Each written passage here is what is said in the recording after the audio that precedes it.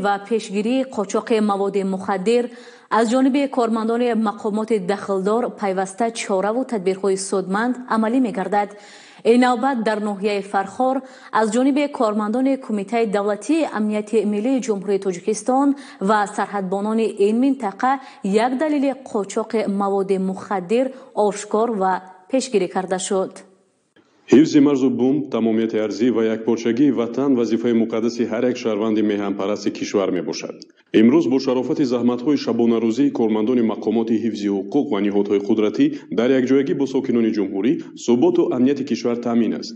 اما با وجود این گروه و شخصان علاهیده منفعت جو نوابست از منصوبیت ملی، نژادی و حیثیت اعتقادی همیشه در تلاش آنند که زندگی آرام و آسایشته مردم را قربان منفعت‌های خصوصی و گروهی لحظه‌ای خود کنند. 20 فеврали соли 2024 ҳангоми гузарондани чорабиниҳои оперативи ҷустуҷӯӣ аз тарафи кормандони кумитаи давлатии амнияти миллии ҷумҳурии тоҷикистон дар якҷоягӣ бо хизматчиёни ҳарбии қушунҳои сарҳадии кумитаи давлатии амнияти миллии ҷумҳурии тоҷикистон дар минтақаи назди сарҳадии ҷамоати деҳоти хутани ноҳияи фархори вилояти хатлон ҳудуди хизматрасонии дидбонгоҳи сарҳадии рақами 2 Кокул қисми низомии 0307 раёсати қушунҳои сарҳадии кумитаи давлатии амнияти миллии ҷумҳурии тоҷикистон дар вилояти хатлон далели қочоқи маводи мухаддир дар ҳаҷми махсусан калон از جمهوری اسلامی افغانستان به تاجیکستان آشکار و پیشگیری کرده شد. ضمن عملیات بازداشت‌کنی شهروند جمهوری تاجیکستان یورف عبدوجبور عبدوخالقویچ سال 1975 زاده و استقامت کننده دهه لاهوتی جماعت دهاتی 10 سالگی استقلالیت شهر ترسونزاده اویلادور قبلا با ماده 200 قسم 4 به مهلت 13 سال از آزادی محروم کرده شده است بازداشت شد. یورف عبدوجبور سال 2021 به مؤسسه اصلاحی سکونتی انتقال داده شده مهلت جزای باقی مانده اش را در شرایط محبس سکونتی باید ادا می‌کرد. اما نامبرده از جنایت قبلا صادر کرده خود خلاصه ضروری نبرآورده برعکس به جنایت نوبتی دست زده است. من سال 2014 با ماده 200 قسم 4 قدم مواد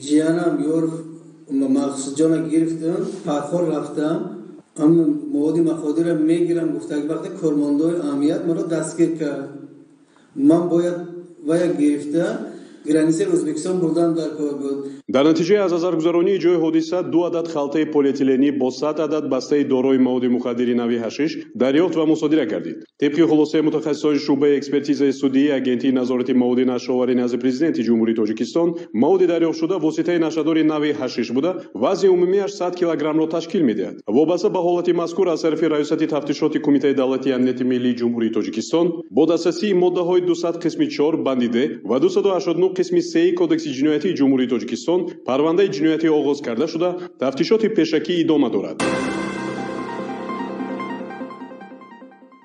در دانشگاه بین المللی